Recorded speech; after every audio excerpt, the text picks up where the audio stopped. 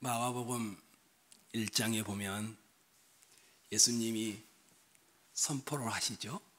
그리고 설교하고 가르치는 사역을 시작하셨습니다. 예수님의 말씀이 얼마나 권세가 있고 위험이 있고 다른 서기관이나 바리새인들의 메시지와는 달랐습니다. 게다가 예수님이 말씀을 가르치다 귀신을 쫓아내고 또 문둥병 환자를 고치는 일들을 하니 예수님이 인기가 굉장히 높아졌습니다. 1장만 보면 예수님이 거의 성공한 사람처럼 보여집니다. 처음에 예수님은 귀신을 쫓아내면서도 귀신에게 소문을 내지 못하도록 했고 문둥병자에게도 소문을 내지 못하도록 했습니다. 너무 많은 사람이 몰려와서 예수님은 그들을 피해 한적한 곳으로 가서 기도하고 묵상할 시간을 찾아야 할 정도였지요. 이러다가 도저히 가버나움에 더 이상 들어갈 수가 없어서 예수님이 아예 들에 피해 있게 됩니다. 근데 그곳까지도 사람들이 몰려왔습니다. 얼마가 지났는지 모르겠습니다. 한참이 지나서 다시 예수님이 가버나움에 들어가서 한 집에 머물게 됩니다. 근데 너무 많은 사람들이 또 그 집을 찾아온 겁니다. 집안 가득하고 문까지도 가득가득해서 비집고 들어갈 틈이 없었습니다. 이때 몇몇 사람인지는 모르겠습니다.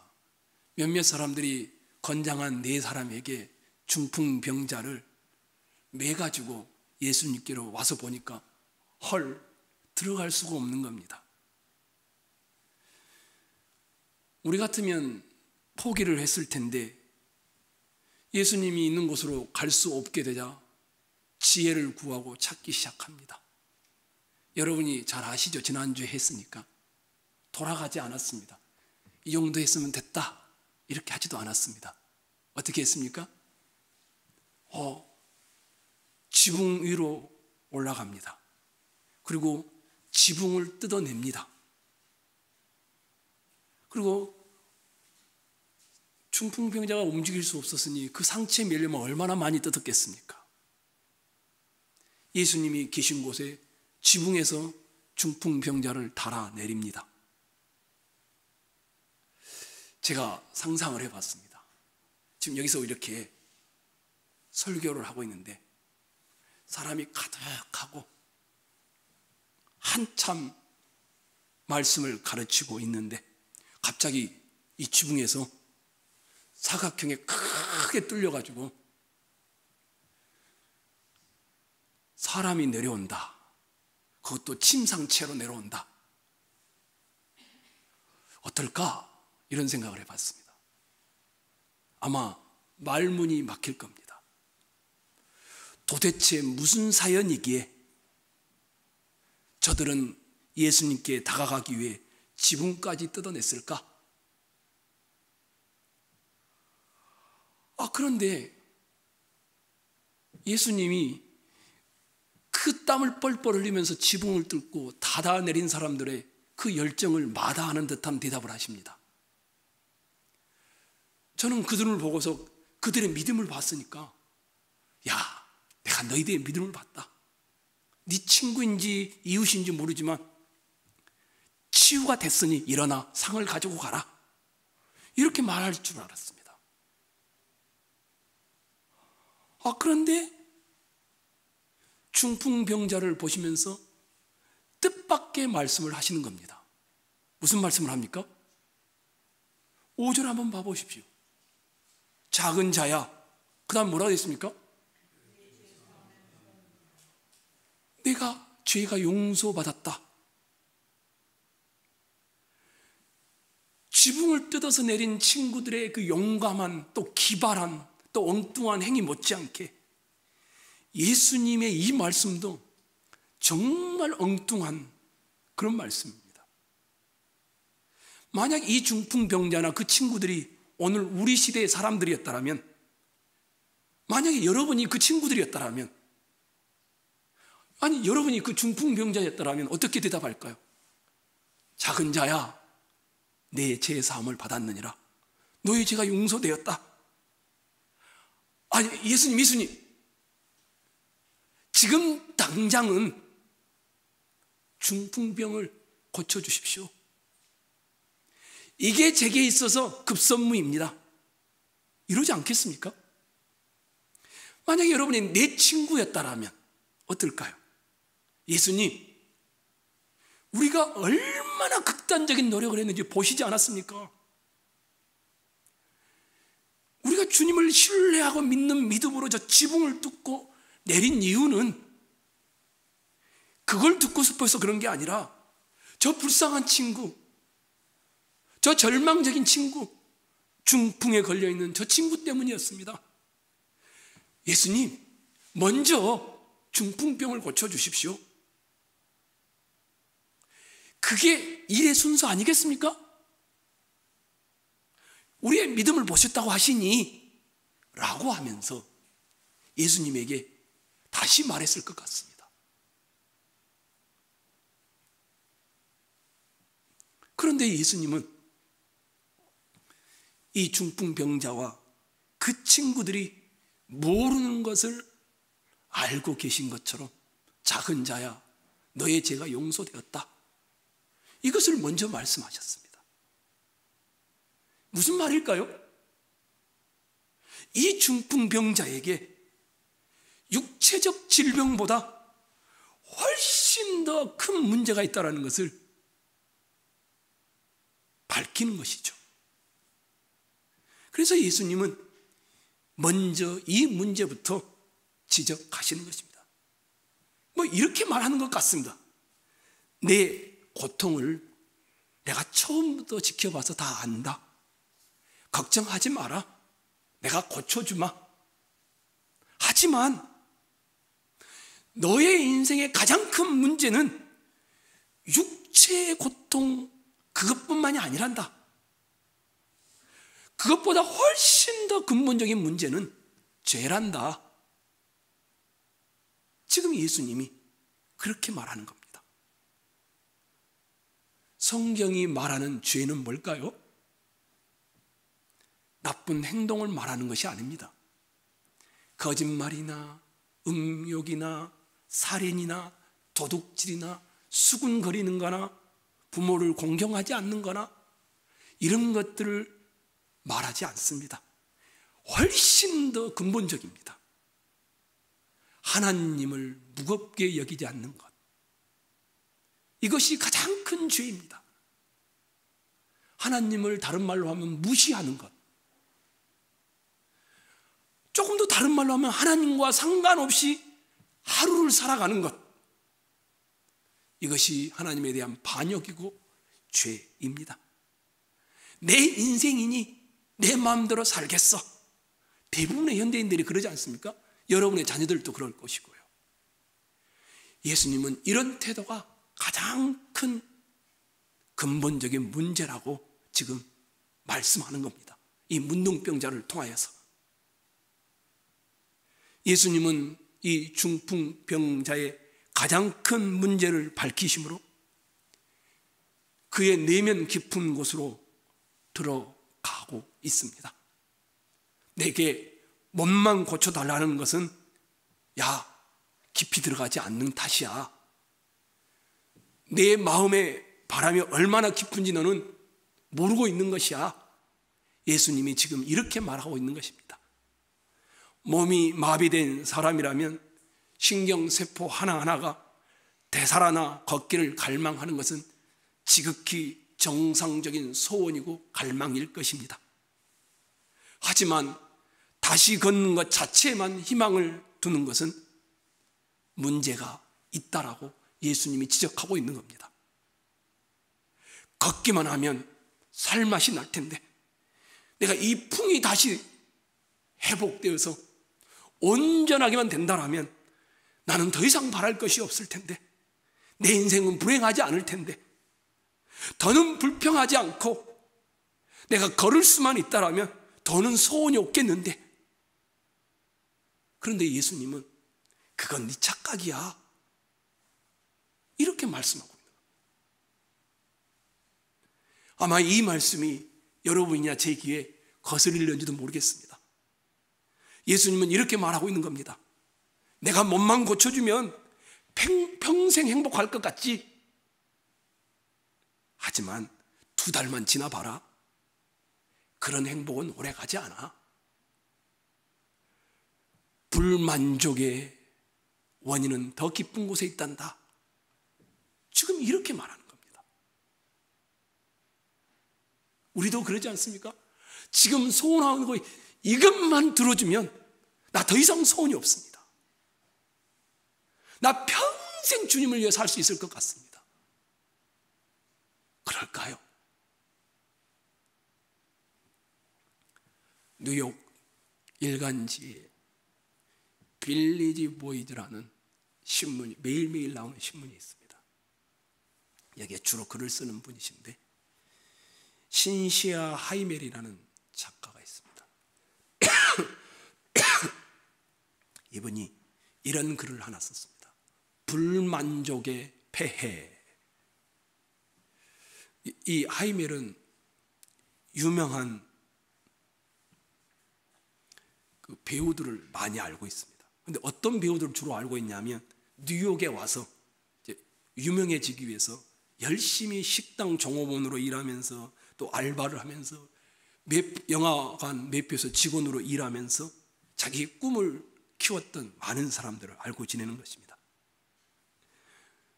이 매표소에서 일하면서 유명한 인기 배우가 됐던 이런 사람들은 그 당시에 그렇게 유명해지기만은 하면 행복해질 줄 알고 열심히 살았다고 합니다. 근데 명성과 인기를 얻게 되자 무명으로 있을 때보다 훨씬 더 짜증과 불안감과 약을 요만큼씩 먹는다는 겁니다. 우울증에 시달리더라는 겁니다. 이분이 이렇게 말을 했습니다. 그 친구들은 정말 불쌍합니다. 정말 불쌍합니다. 한때는 덧없이 재미있고 유쾌한 사람들이었습니다. 그런데 지금은 그들이 느끼는 분노는 엄청납니다. 그들은 누구보다 인기를 갈망했습니다. 그리고 그 인기를 얻기 위해 열심히 일했고 밀어붙였습니다. 그런데 유명해진 다음 날 아침 그들은 또다시 더 높은 인기를 얻기를 원하기 시작했습니다. 그들이 추구하던 거대한 것, 모든 문제를 해결해 줄 것 같은 것, 살맛이 나게 할 무엇, 성취감과 행복감을 안겨줄 어떤 일이 일어나서 유명한 사람이 되었습니다. 그런데 유명해진 다음 날도 하루가 똑같은 것이었습니다. 환상이 깨졌으므로 마음은 쓸쓸하고 견딜 수 없게 되었습니다. 그들은 정말 불쌍합니다. 이렇게 이 하이멜이라는 사람이 무명으로 있다가 유명 배우가 돼서 더 불쌍해진 사람들에 대하여 신문에다가 글을 기고했습니다. 그들은 원하는 바를 다 이루었지만 행복은 찾아오지 않았다고 합니다. 하이멜이 이런 말을 다음에 글귀로 써놨습니다. 자기 생각에 하나님은 사람에게 심한 장난을 치고 싶을 때는 그 사람의 커다란 소원을 이루어 주시는 것 같다. 오늘 본문에 예수님은 중풍병자에게 뭐라고 말씀하고 계신가요? 장난을 치고 계신가요? 그래, 내가 병 고쳐줄게. 아닙니다. 반대죠. 너 걷기만 하면 행복할 것 같지? 아니야. 나는 너에게 그런 장난을 칠 마음이 없어. 내 몸만 고쳐줄 생각이 없다는 것이죠. 너의 가장 깊은 곳에 근본적인 문제가 따로 있다는 것이죠. 그래서 예수님이 이렇게 말한 겁니다. 친구, 더 깊이 들어가고 싶다. 더 깊이 너를 만져주고 싶다. 진정한 문제는 우리 각자 예수님의 다른 것에서 우리의 정체성을 찾는 것이라고 성경은 말하고 있습니다. 자기의 분야에서 성공하는 것이든 어떤 사람과의 특별한 관계를 이루는 것이든 심지어 일어나 걷는 것이든 이것만 가질 수 있다라면, 이 소원만 성취된다라면 그러면 나는 행복해질 거야. 이것이 문제라는 겁니다. 얼마 전에 제가 어느 분이 글을 하나 보내서 제가 받았습니다. 그 글 제목이 더 이상 바라는 것이 없습니다. 걸을 수만 있다라면 더 큰 복은 바라지 않겠습니다. 지금 누군가는 걸을 수 있기를 기도하기 때문입니다. 설 수만 있다라면 더 큰 복은 바라지 않겠습니다. 지금 누군가는 설 수 있기를 기도하기 때문입니다. 들을 수만 있다라면 더 큰 복은 바라지 않겠습니다. 지금 누군가는 들을 수 있기를 기도하기 때문입니다. 말할 수만 있다라면 더 큰 복은 바라지 않겠습니다. 지금 누군가는 말할 수 있기를 기도하기 때문입니다. 볼 수만 있다라면 더 큰 복은 바라지 않겠습니다. 지금 누군가는 볼 수 있기를 기도하기 때문입니다. 살 수만 있다라면 더 큰 복은 바라지 않겠습니다. 지금 누군가는 하루라도 살려달라고 기도하고 있기 때문입니다. 놀랍게도 누군가의 간절한 소원을 나는 지금 다 이루어져서 살고 있습니다. 놀랍게도 누군가의 간절히 기다리는 기적이 내게는 날마다 일어나고 있습니다. 부자 되지 못해도, 빼어난 외모가 없어도, 지혜롭지 못한 내 삶이 날마다 감사하겠습니다. 이렇게 글을 보내왔어요. 그런데 우리가 잘 알잖아요. 이런 감사, 이런 행복 가지고 나면 오래 못 갑니다. 감사도 그렇게 길지 가지 않습니다. 이것만 이룬다라면, 이것만 주님이 해준다라면 괜찮아질 텐데, 이렇게 말하는 사람들은 자신의 불행과 환멸에서 구원해줄 무언가를 찾고 있습니다. 자기의 소원을 들어줄 누군가를 찾고 있는 것입니다. 그들은 구세주라고 말하지는 않지만 사실은 자기의 소원을 들어줄 구세주를 찾고 있는 것입니다. 왜냐하면 말은 그렇게 하지 않지만 그것이 이루어지지 않으므로 짜증을 내고 불안해하고 염려하고 공허가 가득하고 불만족이 가득한 걸 보면 알 수 있습니다. 여기 계신 여러분, 여러분은 어떠신가요? 예수님은 이 네 친구와 중풍병자에게 이렇게 말하고 있습니다. 나를 만나야 진정한 만족이 찾아올 것이다. 나는 너의 진정한 구세주이다. 그런데 사람들은 이것을 이해하지 못합니다. 많은 사람들은 처음에 교회에 나옵니다. 하나님이 이 어려운 고비만 살짝 넘어가게 해주시면 나머지는 내가 해결하고 평생 내가 주님을 위해 시간과 삶을 들이며 살겠습니다.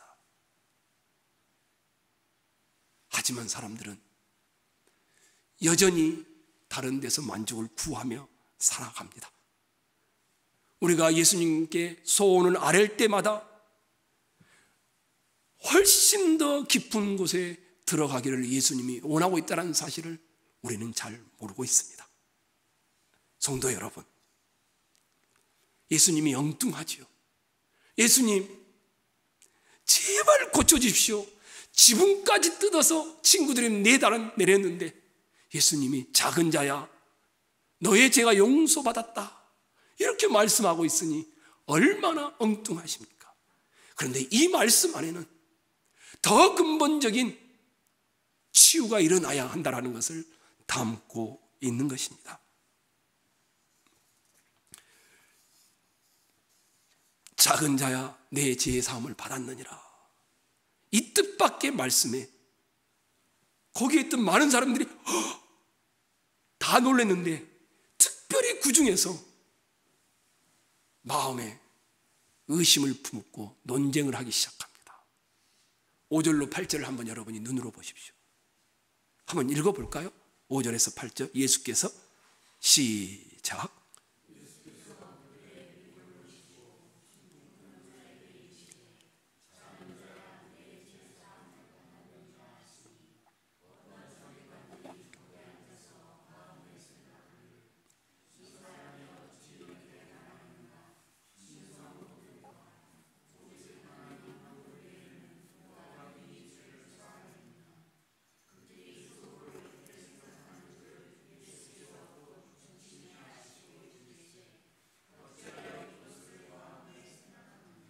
예수님은 종교 지도자들과 그 모든 사람들의 속마음을 깨트려 보셨습니다.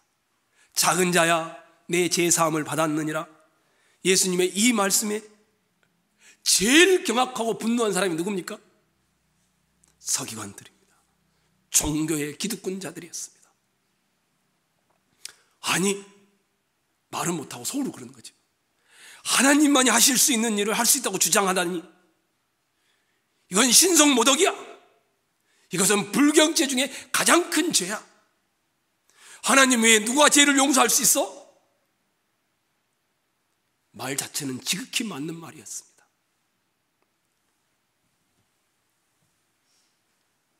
왜 저분이 저렇게 말했을까? 이렇게 돌아보지를 않은 것이죠. 여러분들에게 한번 이렇게 설명해 볼까요? 여기에 저와 여인석 목사가 여기 없으니까 대화를 나누다가 제가 여인석 목사의 얼굴을 주먹으로 한 대 꽝 때렸습니다. 여 목사님의 얼굴에서 입술에 피가 납니다. 이것을 지켜보고 있던 오 목사님이 여 목사님을 향해서 그리고 저를 향해서 여 목사님 때린 것을 용서하겠습니다. 이 문제에 대해서는 더 이상 왈가왈부하지 않겠습니다. 이렇게 말을 했다고 합시다. 얼굴을 맞아서 피가 흐르는데 정신이 없었던 여 목사님이 이제 정신을 차리고 오 목사님을 향해서 뭐라 하겠습니까? 오 목사님, 당신이 뭔데 용서하겠다는 겁니까? 용서를 하려면 맞은 내가 해야지. 당한 게 나 아닙니까? 이렇게 말하지 않겠습니까? 우리는 당한 일에 대해서 용서할 수 있는 겁니다. 예수님이 중풍병자에게 내 제사함을 받았느니라 말씀하신 이유가 있다는 겁니다. 그것 때문입니다. 중풍병자가 누구에게 죄를 지은 겁니까? 예수님께 죄를 지었다는 것을 드러내는 것입니다. 사람에게 그렇게 말할 수 있는 분은 서기관이 말했죠. 누구만 할 수 있는 겁니까? 오직 창조주 하나님뿐입니다. 예수님은 중풍병자를 용서한다는 말씀을 통해 그럼 뭘 말하고 있는 겁니까? 자기 스스로 하나님이란 사실을 주장하는 셈이 되는 것입니다. 그래서 종교 지도자인 이 서기관이 분노할 수밖에 없었습니다. 단순히 기적을 일으키는 분인 줄 알았더니 이게 아니라 우주의 주인이라고 주장하는 것이었습니다. 사람이 창조주께 죄를 범했듯이 범한 사람이 맞은 사람이 용서해 주는데 그렇게 지금 주장하고 있는 것이었습니다. 예수님은 이 사람의 생각에 또 그곳에 있는 사람들의 생각에 어떻게 반응하셨을까요? 8절 한번 봐보십시오. 8절, 9절에서 12절까지 한번 볼까요?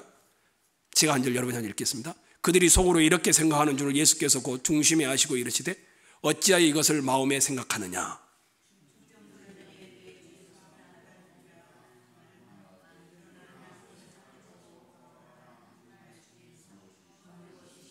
그러나 인자가 땅에서 죄를 사하는 권세가 있는 줄을 너희로 알게 하려 하노라 하시고 중풍병자에게 말씀하시되 그가 일어나고 상을 가지고 모든 사람 앞에서 나가거늘 그들이 다 놀라 하나님께 영광을 돌리며 이르되 우리가 이런 일을 도무지 보지 못하였다 하더라. 뭐라고 하고 있습니까? 예수님의 반응이 이렇게 말하는 겁니다. 중풍병자에게 내 죄 사함을 받았느니라 하는 말과 지금 서기관에게 말하는 거죠. 또 거기 있는 사람들에게 물어보는 거죠. 일어나 내 상을 가지고 걸어가라 하는 말 중에 어느 것이 쉽겠니?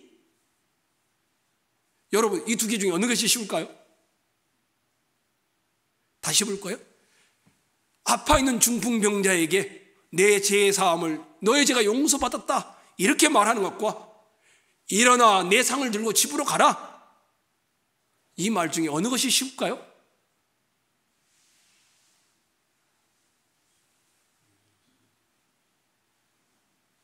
지금까지 수많은 학자들이 이 질문에 대답하기 위해 글을 쓰고 논문을 썼습니다. 그런데 아직까지도 속 시원한 대답을 낸 사람은 없습니다. 무엇이 쉬울까? 어떤 사람은 둘 다 어렵다. 어떤 사람은 죄 사하는 게 어렵다. 어떤 사람은 고치는 게 더 어렵다. 어떤 사람은 보여지지 않은 게 죄 사하는 것은 그것은 나중 문제다. 고치는 것은 보여지는 것이니까 더 어려울 수 있다. 별의별 말이 다 나옵니다. 근데 저는 이렇게 생각합니다. 많은 성경학자들이 이 마가복음 2장 이 초두부터가 예수님의 길에 십자가의 그림자가 드리우기 시작한 출발점이다. 이렇게 봅니다. 왜냐하면 서기관들과 논쟁함으로 인해서 예수님이 그냥 단순히 병을 고쳐주는 분이 아니라 세상에 구주로 오셨다는 것을 말했고, 그래서 그들에게 죽임을 당하는 모습에 미리 보여주는 그림자다. 어떤 사람은 계약금이다. 이렇게 표현을 했습니다. 저는 이렇게 생각합니다. 예수님은 중풍병자의 몸을 치유할 능력이 있습니까? 없습니까? 충분히 있습니다. 마찬가지로 예수님은 지금 우리가 원하는 성공, 우리가 원하는 명성, 우리가 원하는 소원 얼마든지 들어줄 수 있습니다. 우리가 구하는 것을 즉각 주실 수 있는 능력과 권위가 예수님에게 있습니다. 하지만 예수님은 그런 소원이, 그런 피상적인 해법이 인생의 근본 문제를 해결하지 않는다는 것을 알고 계셨습니다. 침상 위에 누워있는 중풍병자든 근근히 먹고 사는 무명 배우이든 이제는 고생 끝에 성공한 유명한 사람이든 간에 단지 소원을 들어주는 분이 필요한다는 것이 아니라는 사실을 예수님이 알고 있었습니다. 그보다 훨씬 더 근본적인 문제를 해결해 줘야만 이가 진짜 행복할 수 있다는 것을 주님이 알고 계셨습니다. 자기중심주의와 죄는 우리를 노예로 삼고 심지어 소원조차도 왜곡시키고 맙니다. 진짜 소원해야 될 건 소원하지 않고 잠시 있다가 사라지는 것을 소원하게 만든다는 것입니다. 우리에게 가장 필요로 하는 것은 뭘까요?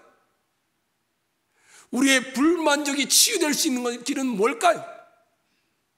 지금 여러분이 소원하는 것을 들어주면 평생 더 이상 만족함으로 살겠습니까?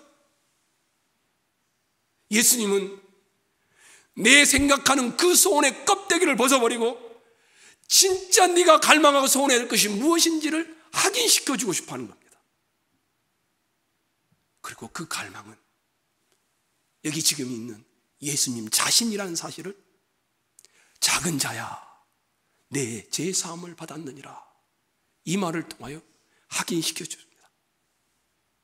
예수님이 바로 진정한 소원이 될 때, 예수님이 진짜 우리의 깊은 갈망이 될 때, 그 갈망의 대상이 예수님으로 바뀔 때 불만족이 사라진다는 사실입니다. 그래서 예수님은 여러분과 저에게 이렇게 말하고 있는 겁니다. 사랑하는 성도 여러분, 가장 만족스러운 거, 가장 소원하는 것이 주님이십니까? 이렇게 묻고 있는 겁니다. 지금 간절히 바라야 될 것이 무엇입니까? 이렇게 묻고 있는 것입니다. 그것이 채워지면 지금 여러분이 현재 하고자 하는 것들은 주께서 은혜와 실을 따라 주어질 때도 감사하고 주시지 않을 때도 선하신 뜻이 있음을 믿고 그 길을 걸을 수 있는 겁니다. 근데 주님으로 만족함을 누리지 못하면, 근본적인 주님과의 화평이 있지 않냐면 늘 우리는 이것을 얻고 나면 또 다른 것을 소원하게 되고, 이것을 얻고 나면 또 다른 것을 소원하게 되고, 만족함이 없는 불만족으로 인생을 마치게 될 것입니다. 그래서 오늘 본문은 이렇게 말하는 겁니다. 중풍병자에게 내 죄 사함을 받았느니라, 이 말을 하시면서 여기 계신 여러분과 저에게, 여러분과 저의 가장 큰 소원은 주님이셔야 한다는 겁니다. 지금 여러분이 갈망하고 여러분이 소원하고 여러분이 기대하는 것, 그 근본에 주님이 있으셔야 된다는 겁니다. 그러면 오늘 여러분의 현실의 문제들이 자연스럽게 풀려간다는 것입니다. 그래서 우리 모두가 더 깊은 곳으로 들어가기를 원합니다. 더 한 발자국만 더 들어가서 내가 소원하는 것들의 그 깊이를 한번 보기를 원합니다.